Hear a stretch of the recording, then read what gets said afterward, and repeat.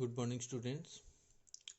দেখো, তোমাদের সিলেবাসের বৃত্ত সংক্রান্ত যে চ্যাপ্টারটি আছে তার উপর এর আগে একটা ক্লাস নিয়েছিলাম।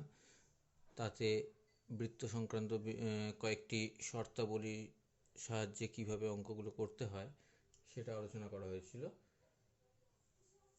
তার পরের অংশ থেকে শুরু করছি আজকের ক্লাসে। তো আজকে আরও বৃত্ত সংক্রান্ত আরও বেশ কিছু ফর্মুলা বা বেশ কিছু শর্তের উপর নির্ভর করে কিভাবে অঙ্ক করতে হয় সেগুলি আলোচনা করা হবে। তার মধ্যে প্রথমে যেটা আলোচনা করব সেটা হচ্ছে তিনটি অসমরেখ বিন্দুগামী বৃত্তের সমীকরণ। তাহলে ফার্স্ট যেটা আজকে আলোচনা করা হবে সেটা হচ্ছে তিনটি অসমরেখ বিন্দুগামী বৃত্তের সমীকরণ।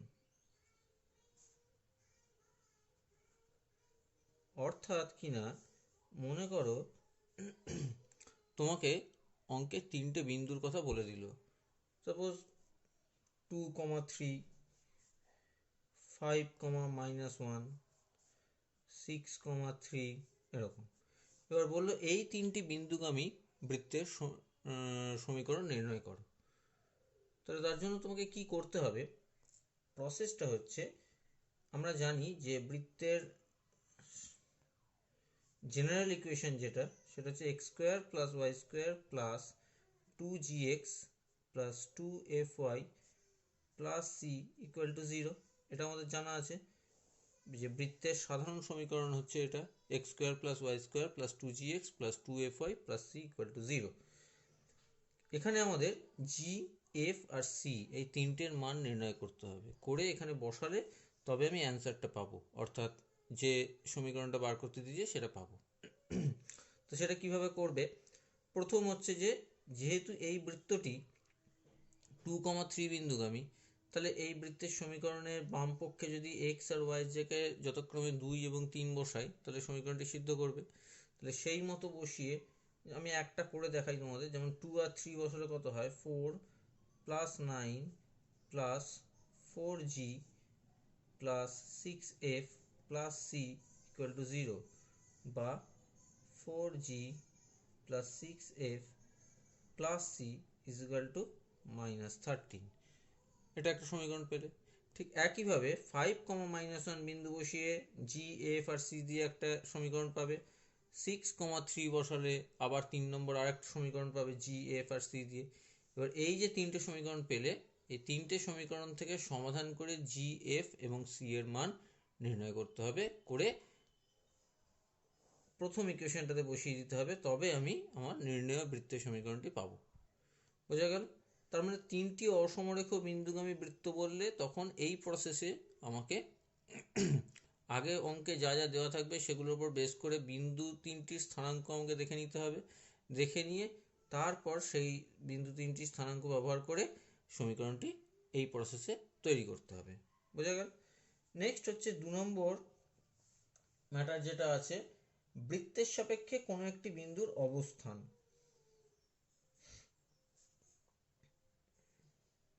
বৃত্তের সাপেক্ষে কোনো বিন্দুর অবস্থান।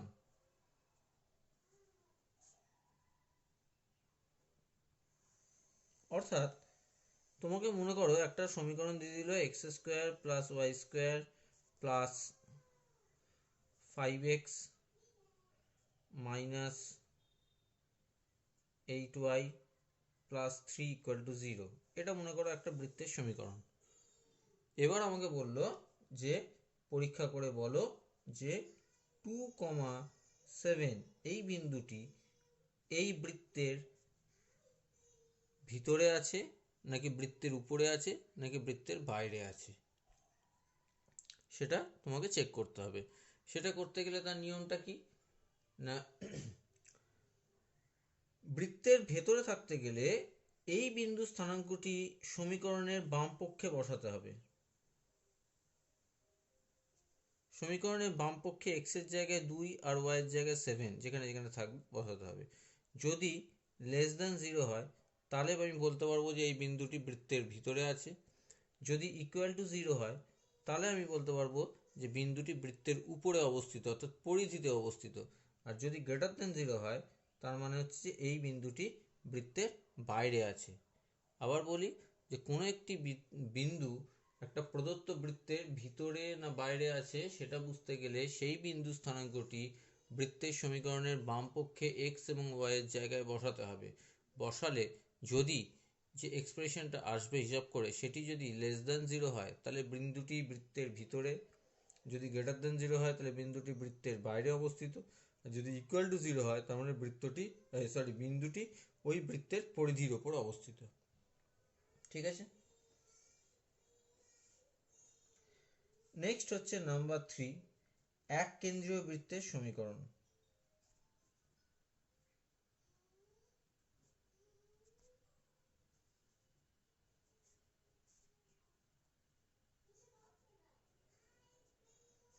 এক কেন্দ্রীয় বৃত্তের সমীকরণ অর্থাৎ মনে করো, তাহলে দেখো এটা তো গেল একটা বৃত্ত, ঠিক আছে, এই কেন্দ্রের সাপেক্ষে। এবার এই কেন্দ্রের সাপেক্ষে আরো একটি বৃত্ত আমি আঁকলাম এরকম। তাহলে এই যে দুটো বৃত্ত তৈরি হয়েছে এরা দুজনে হচ্ছে এক কেন্দ্রিক বৃত্ত। তাহলে এদের মধ্যে মিল অমিল কি আছে? দুটোরই কেন্দ্রের স্থানাঙ্ক একই হবে, কিন্তু পার্থক্যটা কোথায়? ব্যাসার্ধের পার্থক্য। একটার ব্যাসার্ধ কম, একটার ব্যাসার্ধ বেশি। তার মানে কেন্দ্রের স্থানাঙ্ক আনচেঞ্জ থাকবে কিন্তু ব্যাসার্ধটা পাল্টে যাবে। তাহলে এদের সমীকরণ কীরকম হবে? দুটি এক কেন্দ্রীয় বৃত্তের সমীকরণ হবে, সাধারণ আকারে যদি লিখি, x square plus y square plus 2gx plus 2fy plus c1 equal to 0 এবং x square plus y square plus 2gx plus 2fy plus c2 equal to 0। দেখো জি আর এফ দুটোতেই সেম আছে, সিটা পাল্টে গেছে। কেন? জি এফ সেম আছে কারণ হচ্ছে যে মাইনাস জি মাইনাস এফ হচ্ছে দুটোরই কেন্দ্র, তাহলে ওখানে কোনো পাল্টাবে না। পরিবর্তন হবে কোথায়? ব্যাসার্ধে। ব্যাসার্ধের মধ্যে কি কি থাকে? G square plus F square minus C. তাহলে জি স্কোয়ার এফ স্কোয়ার তো সেম, জি আর এফ যেহেতু একই, সিটা পাল্টে যাচ্ছে, তাই একটাতে c1 একটাতে c2। ঠিক আছে। তাহলে দুটো বা তিনটে এক কেন্দ্রীয় বৃত্ত যদি হয় তাদের সমীকরণের তফাৎ কোথায় থাকে? এই পদটিতে পার্থক্য হয়, বাকিগুলো কিন্তু সেম থাকে। ঠিক আছে। নেক্সট হচ্ছে একটি বৃত্ত এবং একটি সরলরেখার ছেদ।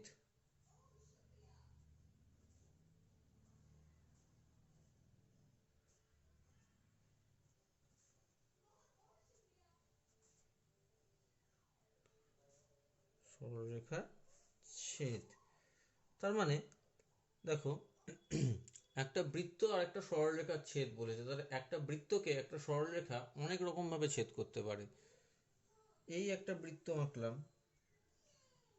এই একটা সরলরেখা টানলাম, তাহলে এ দেখো কটা বিন্দুতে ছেদ করেছে? দুটি বিন্দুতে ছেদ করেছে। আমি আরেকটা সরলরেখা টানলাম, এ কি করেছে? বৃত্তটাকে স্পর্শ করে গেছে, অর্থাৎ একটা বিন্দুতে ছেদ করেছে। আবার এখানে যদি একটা সরলরেখা টানি, এই সরলরেখাটা দেখো এই বৃত্তকে কোথাও ছেদ করেনি। তাহলে তিন রকম কেস হতে পারে, একটা সরলরেখা একটা বৃত্তকে ছেদ নাও করতে পারে, একটা নির্দিষ্ট বিন্দুতে ছেদ করতে পারে বা যেটাকে বলে স্পর্শ করতে পারে, আর তৃতীয় যেটা হতে পারে যে দুটো বিন্দুতে ছেদ করতে পারে। দুটোর বেশি বিন্দুতে কিন্তু ছেদ করবে না একটা বৃত্তকে একটা সরলরেখা। ঠিক আছে। এবার সেটা কি করে বার করবে? প্রসেসটা হচ্ছে, আমি জেনারেল কেসটাই বলছি সব ক্ষেত্রে, যে জেনারেলি একটা বৃত্তের সমীকরণ দেওয়া আছে x square y square 2gx 2fy plus c equal to 0। আর মনে করো সরলরেখার সমীকরণটা দেওয়া আছে y equal to mx plus c. অন্য আকারে দেওয়া থাকলেও আমি এই আকারে নিয়ে আসবো। যদি আমাকে বলে যে একটা বৃত্ত দিয়ে দিল আর একটা সরলরেখা বলে দিল, বললো সেই সরলরেখাটি বৃত্তটিকে কোন কোন বিন্দুতে ছেদ করছে তাদের স্থানাঙ্ক নির্ণয় করো, তাহলে কি করতে হবে? y equal to mx plus c এই আকারে সাজাবে সরলরেখাটাকে। এবার কি করবে? বৃত্তের সমীকরণে y এর জায়গায় mx প্লাস সি পুট করতে হবে, অর্থাৎ X square plus mx plus C এর square plus 2gx plus 2f into mx plus c plus C. আচ্ছা, এটাকে c1 করে দিলাম, যেহেতু c একটা আছে, দু জায়গায় c হয়ে যাবে, দুটো আলাদা হলো। এবার এটাকে সিম্পলিফাই করে এক্স স্কোয়ারের একটা দ্বিঘাত সমীকরণ আসবে।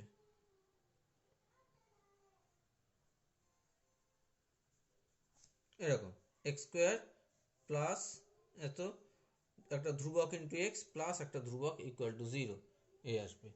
এইখান থেকে আমাকে কি করতে হবে না, এক্স এর সমাধান করে এক্স এর দুটো মান বার করতে হবে।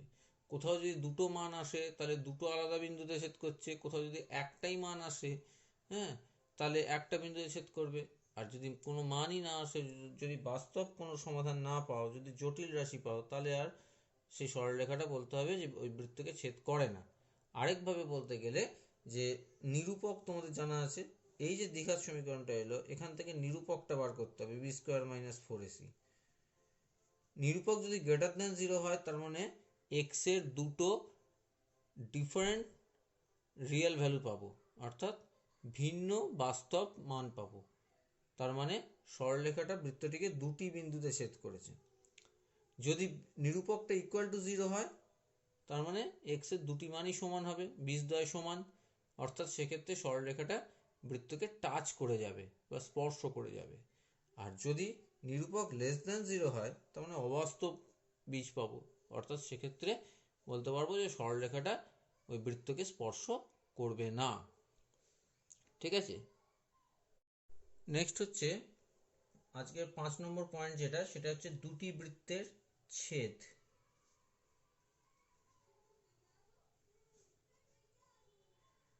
দুটি বৃত্তের ছেদ কি জিনিস? এর আগেরটাতে আমি বললাম একটা বৃত্তকে একটা সরলরেখা ছেদ করছে, আর দুটি বৃত্তের ছেদ মানে একটা বৃত্ত আরেকটা বৃত্তকে ছেদ করছে। সেটা অনেকভাবে হতে পারে। দুটি বৃত্তের পজিশন হতে পারে বিভিন্ন রকম। একটা ধরো দুটি এক কেন্দ্রীয় বৃত্ত যদি হয়, তাহলে এইভাবে থাকতে পারে, তারা কখনোই দুজন দুজনকে ছেদ করবে না। যদি দুটো কেন্দ্র আলাদা হয়, তাহলে দেখো এটা একটা হতে পারে, এটা একটা হতে পারে। এক্ষেত্রেও দেখো ছেদ করেনি, এটাতেও ছেদ করেনি। কিন্তু আমি যদি ধরি এইরকম একটা বৃত্ত আঁকলাম, আরেকটা বৃত্ত আছে মনে করো, তাহলে দেখো এই দুটো বৃত্ত পরস্পরকে দুটি বিন্দুতে ছেদ করেছে এবং সেখানে একটা কমন জ্যা, সাধারণ জ্যা আঁকা যাচ্ছে। ঠিক আছে, তাহলে এটা একটা কেস হলো যেখানে দুটি বিন্দুতে ছেদ করে। আচ্ছা, আরেকটা হতে পারে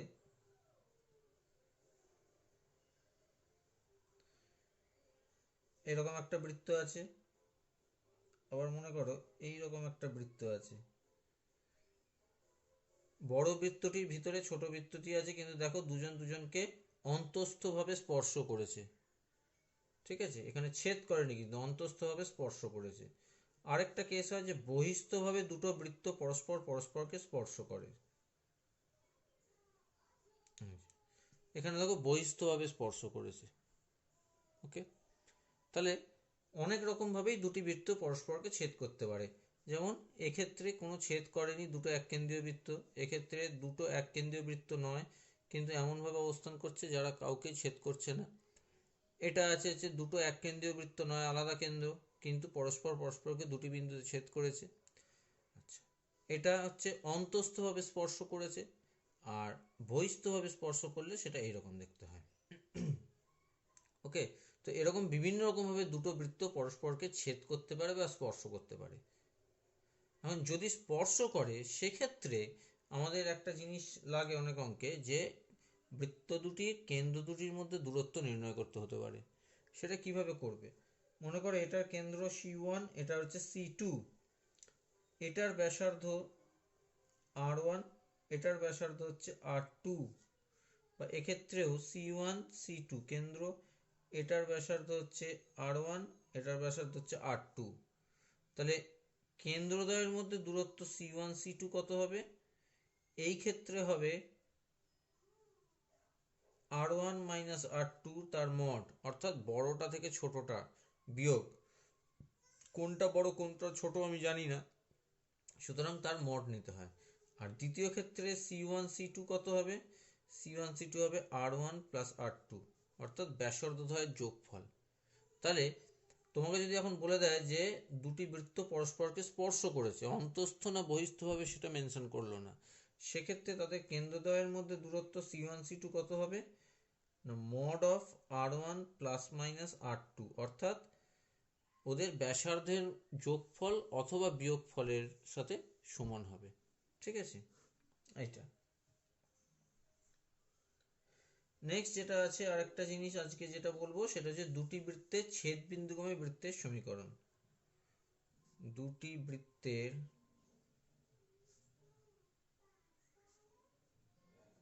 ছেদ বিন্দুগামী বৃত্তের সমীকরণ কি হবে?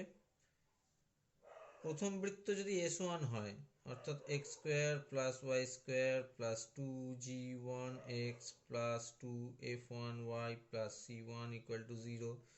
S2 হচ্ছে দ্বিতীয় বৃত্ত x square plus y square plus 2g2x plus 2f2y plus c2 equal to 0।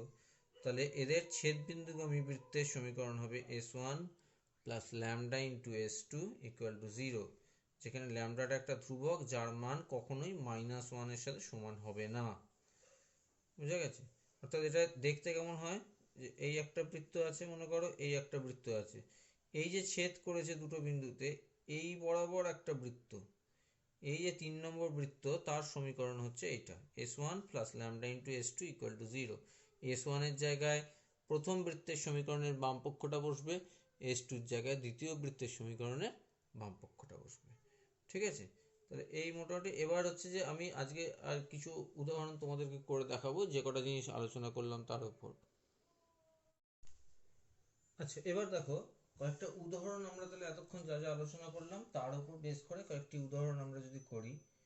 1 নম্বর একটা অঙ্ক আছে, বলেছে x minus y plus 2 equal to 0, 2x plus 3y is equal to 1 এবং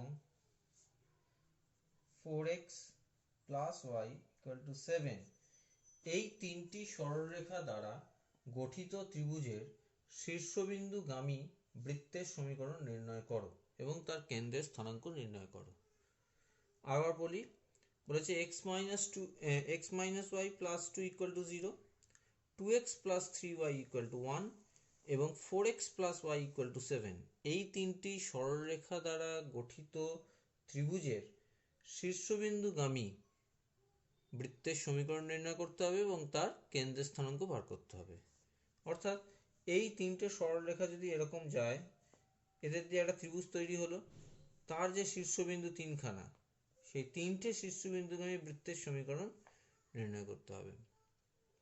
তো আমি এই অঙ্কটা করে দেখাচ্ছি না, এটা জাস্ট আর কিছুই না, এই যে তিনটে বিন্দু ত্রিভুজটার, মনে করো ত্রিভুজটা হচ্ছে এবিসি, তাহলে এ এর স্থানাঙ্ক কি হবে? এই প্রথম সরলরেখা আর দ্বিতীয় সরলরেখা, এই দুটো সমীকরণ সমাধান করলে তুমি পাবে এ বিন্দুর স্থানাঙ্ক। আচ্ছা, দ্বিতীয় আর তৃতীয় এই দুটো সমাধান করলে পাবে সি বিন্দুর স্থানাঙ্ক। আর একইভাবে প্রথমটা আর 3 নম্বর সমীকরণটা সমাধান করলে পাবে বি বিন্দুর স্থানাঙ্ক। হয়ে গেল। এবিসি তিনটে বিন্দু স্থানাঙ্ক যেই পেয়ে গেলে তখন কি করবে, যে তারপরে আমাদের লিখতে হবে যে ধরি নির্ণয় বৃত্তটির সমীকরণ হলো x square plus y square plus 2gx plus 2fy plus c equal to 0।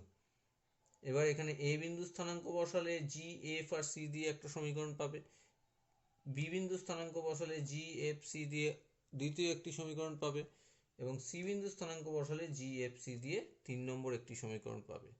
সেই সমীকরণ তিনটিকে সমাধান করে জি এফ এবং সি এর মান নির্ণয় করতে হবে, করলেই সমীকরণটা লেখা যাবে এবং সেখান থেকে তার কেন্দ্রের স্থানাঙ্কও পাওয়া যাবে। ঠিক আছে, নেক্সট আসা যাক দ্বিতীয় একটি অঙ্কে।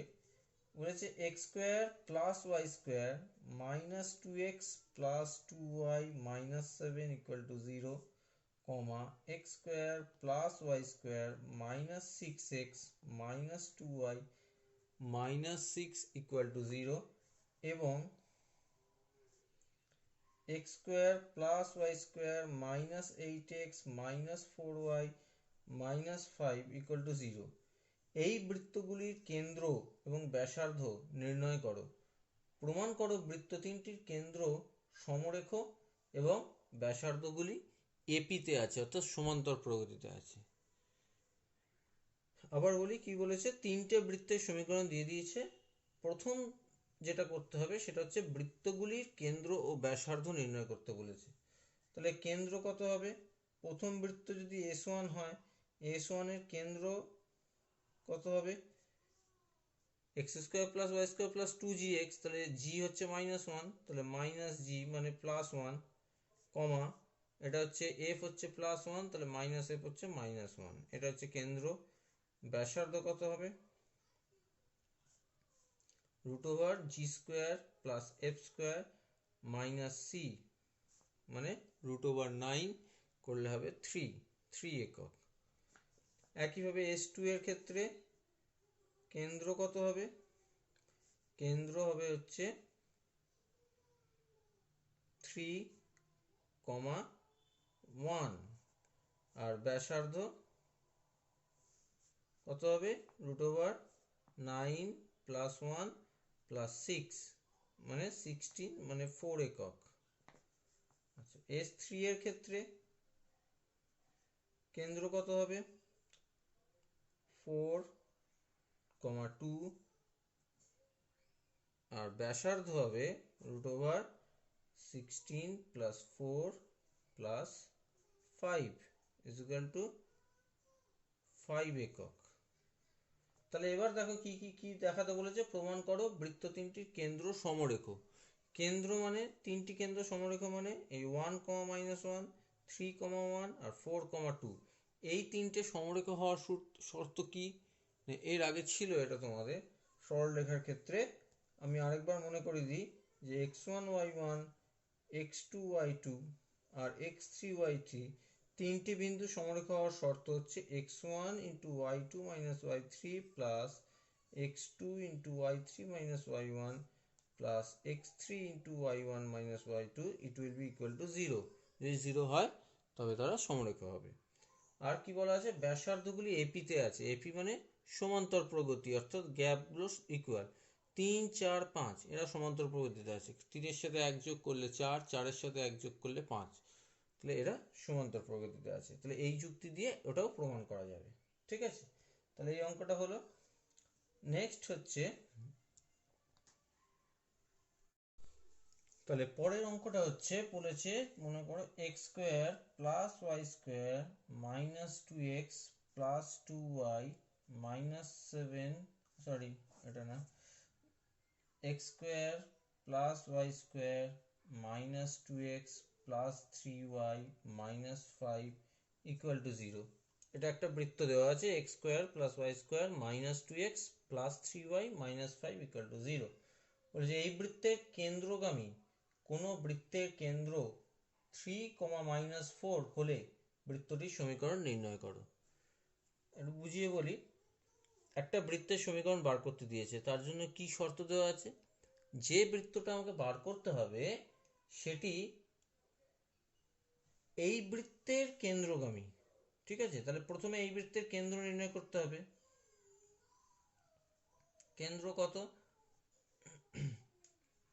1, -3/2, এটা হচ্ছে এই বৃত্তের কেন্দ্র। তাহলে আমাকে যে বৃত্তটা বার করতে হবে সেটি এই বিন্দু দিয়ে যাবে এবং তার কেন্দ্রের স্থানাঙ্ক দেওয়া আছে। নির্ণেয় বৃত্তের কেন্দ্রের স্থানাঙ্ক দেওয়া আছে 3, -4। অর্থাৎ আমাকে যে বৃত্তটা নির্ণয় করতে হবে তার কেন্দ্র হচ্ছে 3, -4 আর এখানে একটা বিন্দু আছে সেটা হচ্ছে 1, -3/2, এই বিন্দু দিয়ে যায়। তাহলে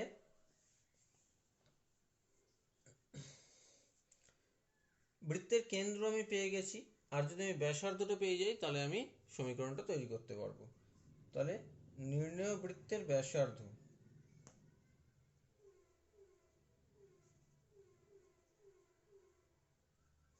কত হবে √g² plus f square, sorry ব্যাসার্ধ কত হবে, এই দুটো বিন্দুর মধ্যে দূরত্বটাই হবে ব্যাসার্ধ, √3 - 1 এর হোল স্কোয়ার প্লাস -4 প্লাস 3/2 তার whole square is equal to 3 - 1 মানে 4 প্লাস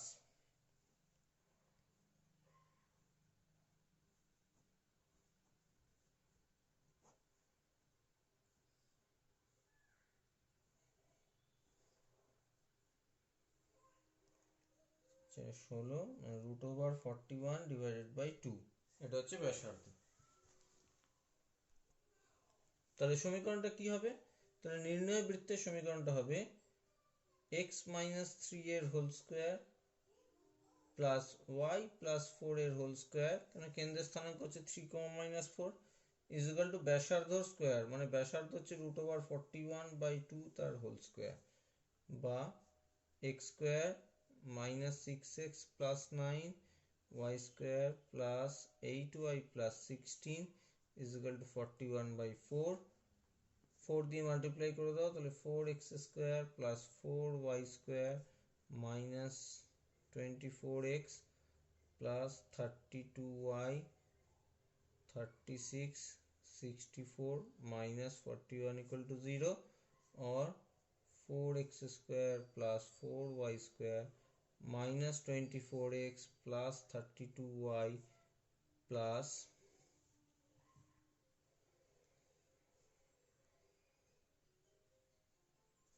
59 इक्वल टू 0, এটা হচ্ছে অ্যান্সার।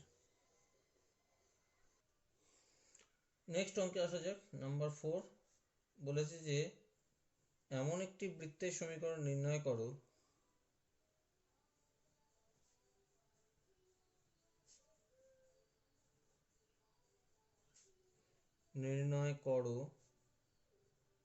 যা মূলবিন্দুগামী এবং 3x plus 4y is equal to 10 সরলরেখাকে 2,1 বিন্দুতে স্পর্শ করে।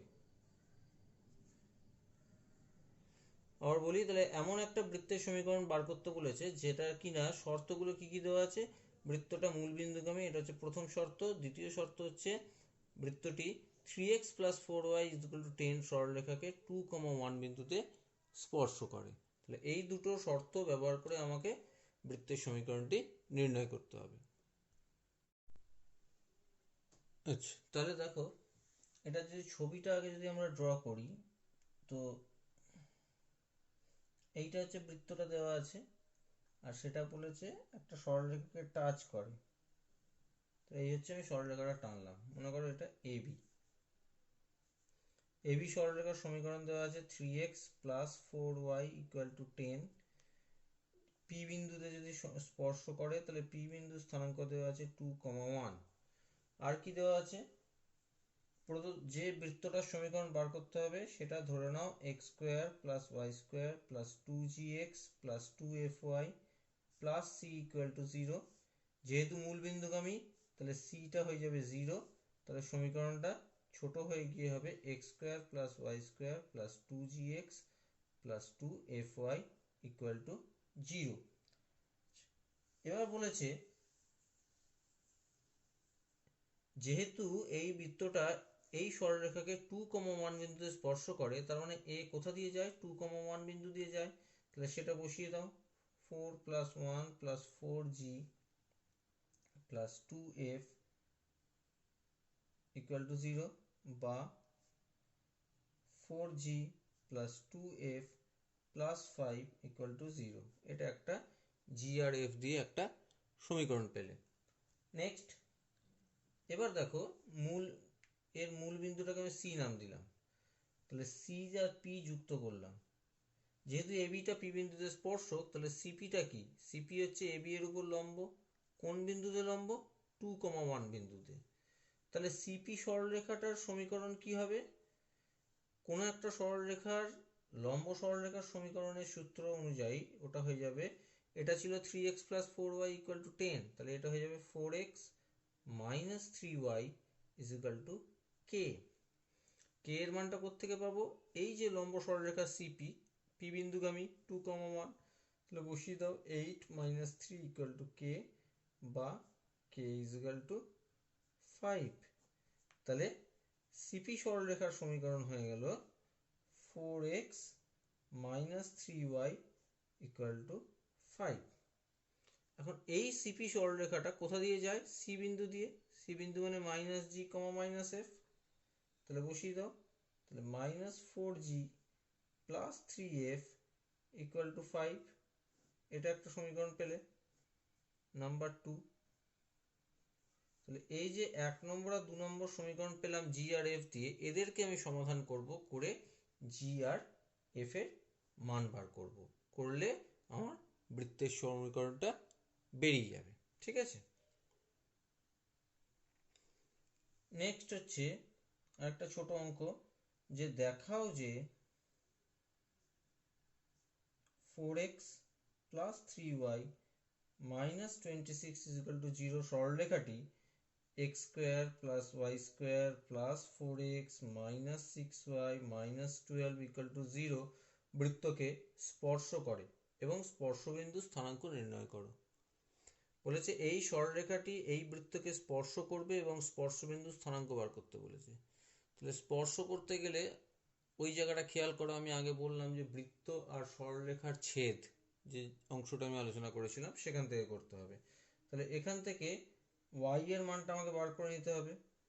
y মানে হচ্ছে 26 মাইনাস 4x বাই 3, তাহলে সেইটা চলে যাবে এখানে y এর জায়গায়, বসালে কত হবে? x square plus 26 minus 4x by 3 তার whole square plus 4x minus 6 into 26 minus 4x by 3 minus 12 equal to 0।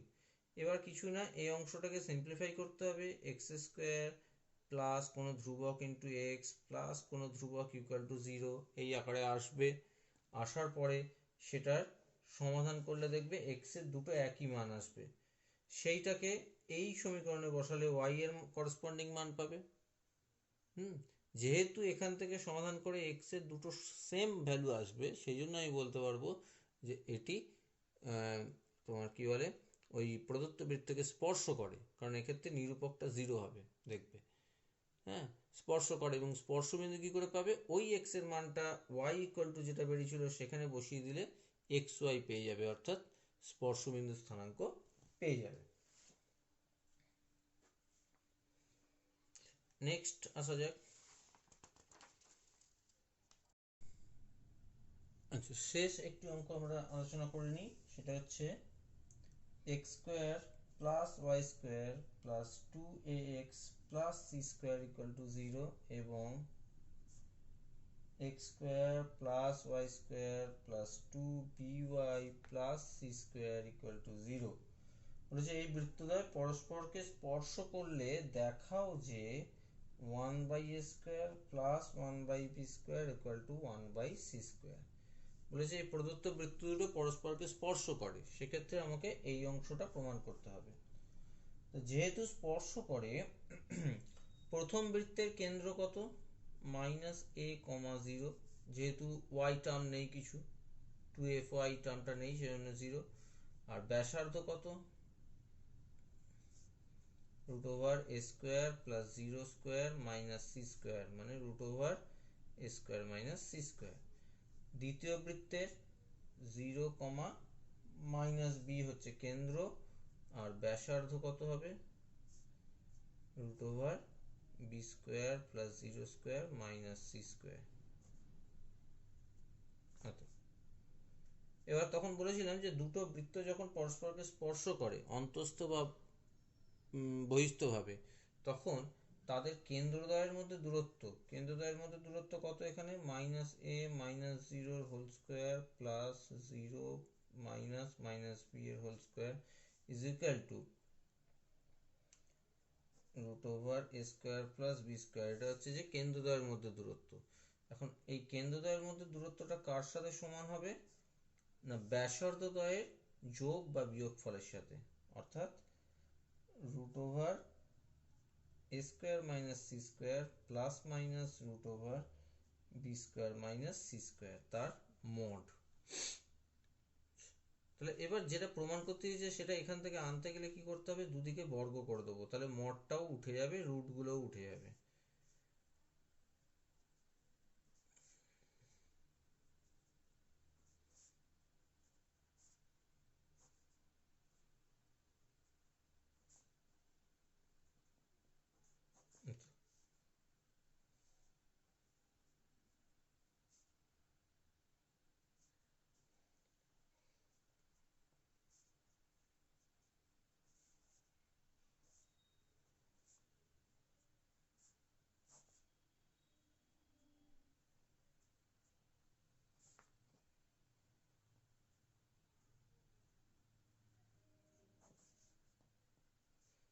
Square B square কেটে যাবে দুদিক থেকে, টু সি স্কোয়ারটা এদিকে চলে আসবে, তাহলে two c square is equal to plus minus two into root over A square B square plus c to the power four minus b square C square minus a square C square.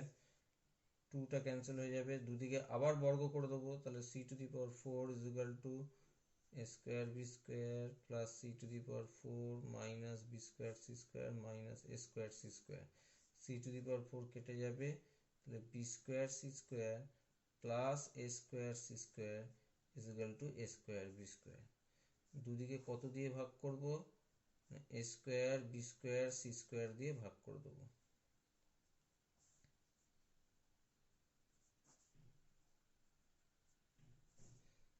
ভাগ করলে কত হবে, one by A square plus one by B square is equal to one by C square, যেটা প্রমাণ করতে দিয়েছিল। ঠিক আছে, তাহলে আজকে এই পর্যন্তই থাক। পরের ক্লাসে আবার বৃত্ত সংক্রান্ত আরও কিছু টপিক নিয়ে আলোচনা করব এবং আরও কিছু উদাহরণ নিয়েও আলোচনা করব। ঠিক আছে।